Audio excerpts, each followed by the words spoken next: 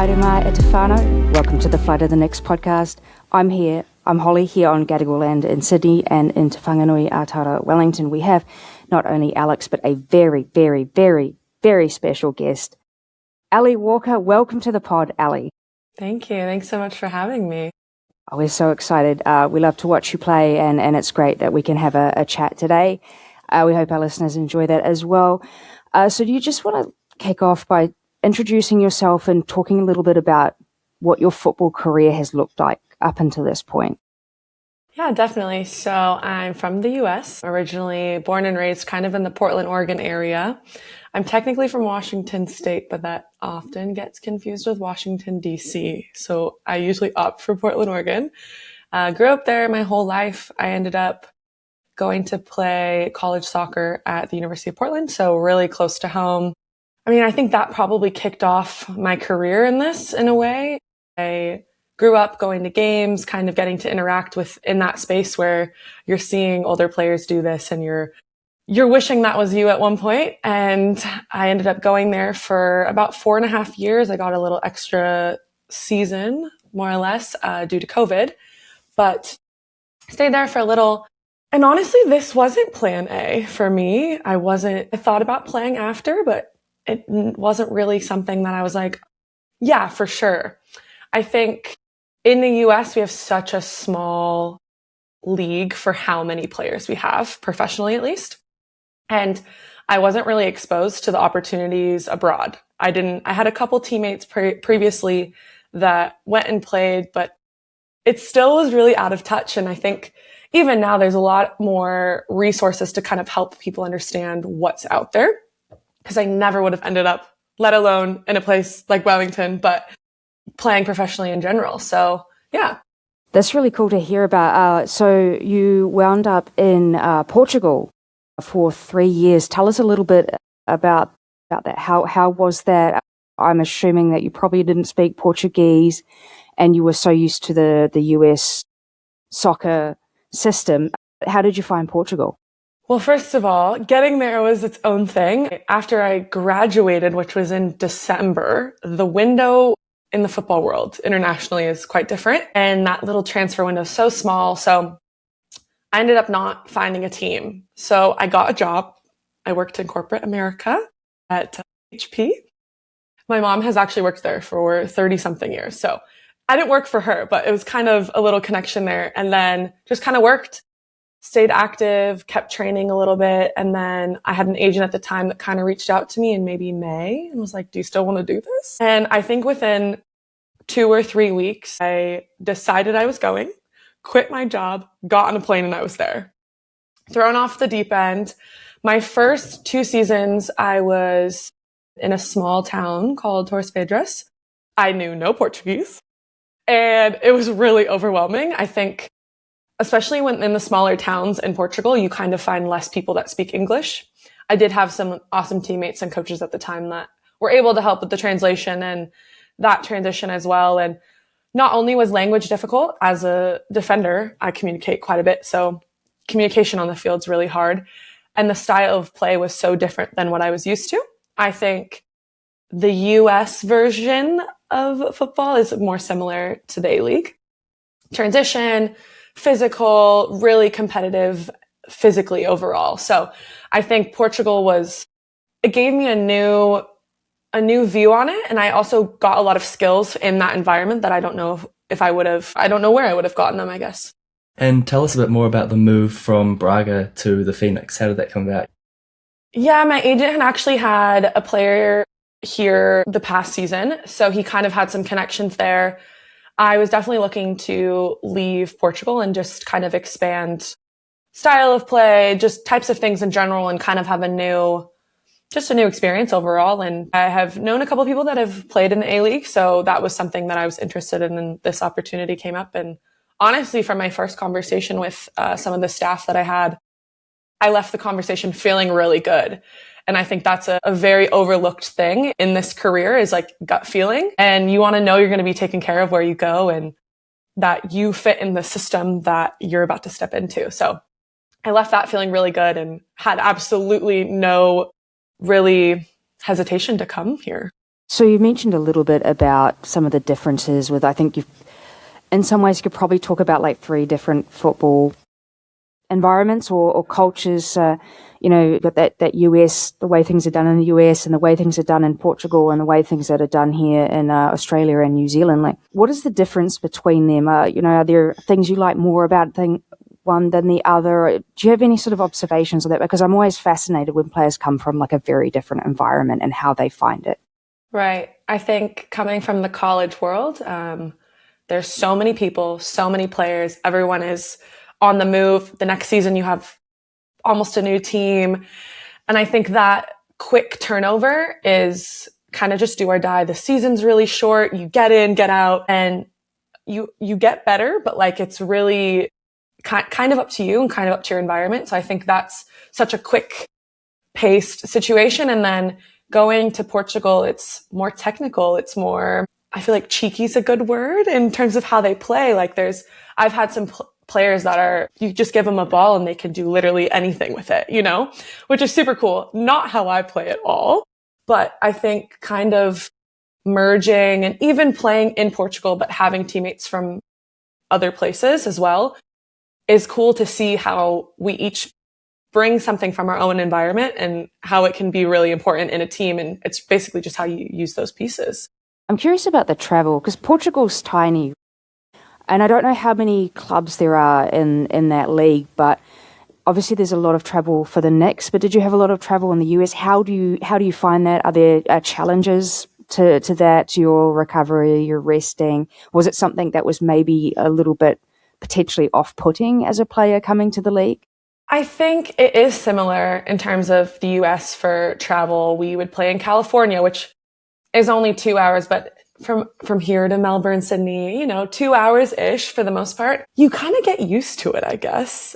In a way, I think having done that for 5 years, you get into the rhythm, you get into the flow, you understand what works for you, what doesn't, kind of managing sleep, rest, and all of that. And I think coming here, the club does a very, very good job to allow us to be prepared in terms of when we went to Perth, we were there.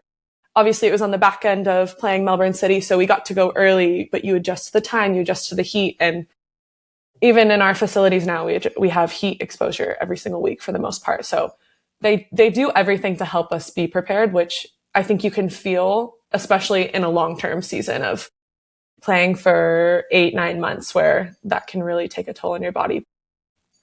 The travel is kind of fun in a way, we get out of the wind here. So it can be okay. When I was doing my homework for this interview, I found an interesting quote that you said when you joined the club. It was, "I've never heard a negative thing about New Zealand." And, being a Kiwi living here, I hear negative things about the country every single day. So I'm wondering if that's still the case and, how you're finding the country. I feel like the main negative in Wellington that everyone experiences has to be the wind. It just makes the little things feel miserable sometimes. But other than that, I think it's a great place. It kind of reminds me of home a lot in terms of the weather minus the wind. And the people are lovely. It's beautiful here. No complaints, really. What's your favorite thing in Wellington? I like coffee. And I know New Zealand and also Australia have very good coffee. So I enjoy that quite a bit. Do you have a favorite coffee shop? I live in Petone, so right. A little outside the city, but we have one down the street called Caffeined. And not only do I love coffee, but I love baking and I loved baked goods. And they have a cinnamon bun, cinnamon scroll that's so good. So that's also probably why I love that. Is there any New Zealand food that people have had you try and you've hated? I'm always curious about this. Have they had you on the Marmite yet? My flatmate made it, prepared toast, Marmite, and some butter, how she would have it, because I wanted really authentic experience. First bite, I was okay. There was just a little bit on. Once there was more, not my flavor. And I'm not very picky either, so it's not my palate, I guess. Feijoa season is coming up. Have you had one of them yet? Okay, this is another controversial one. Something about the flavor. I don't know what it is. I compared it to cleaning supplies the other day, which got a very, very negative reaction. I'll keep trying them though. I'll try to get there. Maybe we'll cut that out of the pod so you don't get deported, Ellie. If you're a true Kiwi, you eat the skin too. The skin. The skin all I the eat way. the skin of It a makes the kiwi. middle Does that seem count? sweeter. That's good, yes, but it has to be the golden kiwi fruit to eat the skin, the green kiwi fruit where it's hairy. No. And you got to call it a kiwi fruit. Okay, kiwi Can't fruit. forget the fruit. Kiwis are bad. Fair enough. That's true. What do you miss from home? It's a long way to be. Are you biscuits and gravy? Oh, that's the South, I suppose. Or, I mean, other than your family. Yeah, my family, my dogs. Well, one dog now. One of my dogs passed away while I was here, which was hard, but that's kind of the life you live when you're away. My mother can cook really well. Great cook. So a home-cooked meal would probably be up there. It's really sweet. One of the things that you're well known for in the team is the long throw-ins. I know you're fairly tall and that helps, but have you just naturally always been good at it, or did you learn how to be good at it? And how far have you thrown, do you think, in a game? Like the longest I don't know, throw? because sometimes it can go real far and I'm not even really expecting it. I've always kind of been able to do it. I think there's definitely technique, but also you just do it more and more and you practice and you kind of understand because I don't know if it's back or if it's core or if it's arms. It's got to be a little bit of all of them. So maybe me being taller and having long limbs helps. I was worried with my thumb that I wasn't going to be able to, but it's been okay. Maybe when you come over next Sydney game, you can give me a masterclass. A terrible throw-in. I don't know about Alex. Alex is tall as well. Maybe Alex does a good one. No? Okay. I play netball as well, and I've been contaminated with netball throwing. I can't throw a football anymore. Maybe you need to make like a little video on Instagram of a tutorial of how to do a good throw-in. I think a lot of people would get something Yeah, get out you of and that. Bill Tuiloma. Yes. Yeah. You and Bill. He can throw it quite far as well. Should we do a bit of rapid fire questions just to wrap up the podcast? I've got 5 questions for you, and Okay. as quick as possible, answer them, please. So, Okay. thoughts on goalkeepers with cramp? It's strategy. Is there a team you would never play for? That one's hard. Not yet in my life. Auckland. They don't have a team. It's coming up, unfortunately. Favourite stadium you've ever played in? I played in the Sporting Stadium in Portugal. That was a very cool experience. Yeah. Best player you've ever played against or with? In college, I played against the Thorns, and at the time, I think Christine Sinclair and Tobin Heath were on the team, so that was terrifying, as you can imagine. And recently, when I was at Braga, we played PSG for a little friendly, and I played against Crystal Dunn, which was cool to kind of play against an American player. Did you ever come up one-on-one against one of them? Yeah, I defended Crystal Dunn, actually. Nice. Which I have a picture and I'm like, I did it. I was there. Would you prefer a goal or an assist? Goal. I'm a center back. We got to take what we can get. We do see you playing further up the pitch sometimes, though. Is that just when you throw the kitchen sink at trying to get a result out of a game? Did you used to play up front frequently? I have dabbled in playing striker earlier in my career. I think also me being tall, sending balls into the box, it kind of helps, when you need a goal at the end. So I think that's kind of the idea there. But I can score a goal or two. It just doesn't always happen in a game. I'm curious about, obviously it's becoming easier to be a professional footballer, a women's professional footballer. But what advice might you have for a young girl out there or someone who's in college or any of that part of the path and they aspire to be a professional footballer? What's your advice for them and your thoughts on that process? Yeah, I think it's really important to ask as many questions as you can. I know some players that have gotten pro contracts and it's not always great. So I think just reaching out to people, I think it can be resourceful to ask players. If you go look at a roster and say, I'm from the US and I see someone else from the US from the year before, just asking them about their experience and just trying to put the puzzle all together. I think I had a friend that we spoke about the professional world, and it's getting so much better with the amount of opportunities, but it seems like everyone has a little bit of information. And if we all kind of put it together, there's just so much more transparency about how to get places, how not easy it is to play professionally, but the opportunities that are out there, and just really, really putting yourself out there with what you have and what you do. And timing is everything as well. So you never know when you're going to just get the luck of the draw and find an experience where you fit in really well, you have a great time. Because even if the football part doesn't last, you get so much more from it. Just with the people, and if you're abroad, you get the cultural experience as well. Maybe you learn another language. You just you learn more about yourself and about life, kind of just doing it and just going for it. And I think that's probably the biggest thing, is just to go for it. I'm wondering what you think the main sort of, it's kind of hard to say because we did talk about you being from playing football in multiple places, but what do you see as a player as something that as a priority to improve in the women's game, particularly here in the A-League women? I think obviously financially it's quite difficult, and that'll always be a big thing. But I think a lot of players, and I'll probably get to this point as well, where I'm 26 now, I'll be 27 in June, and just kind of, you have to start thinking about the longevity of your career, not necessarily on your body, not necessarily on the ability to do that, but just if it's sustainable. And that's what gets quite difficult. And obviously then you have the issue of your body doesn't always hold on, and female athletes have a lot of other issues, and a lot of, they're kind of predisposed to injury in general. So, which does come also with resources as well. And I think that's a big thing that clubs need to know when they have female athletes. It's different. It's always going to be different, and doing the best they can to prepare them, to keep them, fresh. And we might need more time to recover and that kind of thing. So I think financially is a big one. It always will be.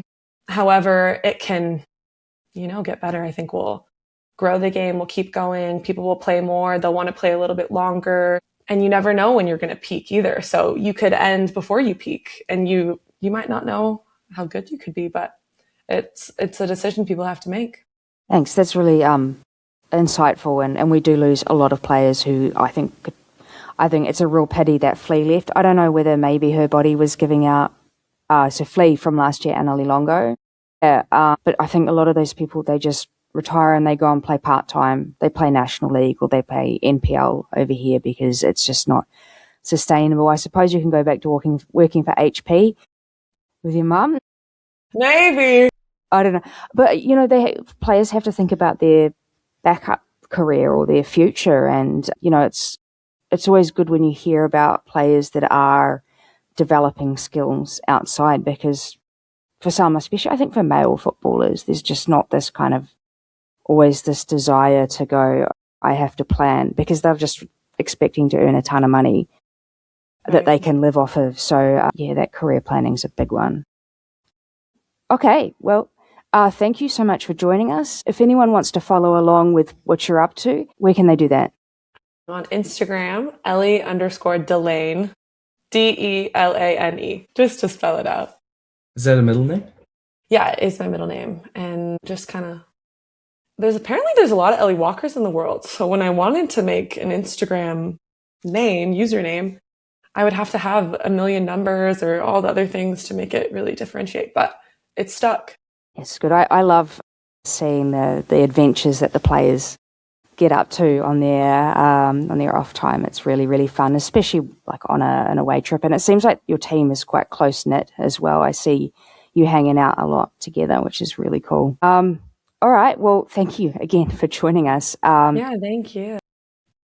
And we'll see you next time on the field. And yes, Sydney or Central Coast Mariners, you're going to come over and give me a throw-in tutorial. Will do. I'll hold you to it. All right. Thanks, everyone. Matua.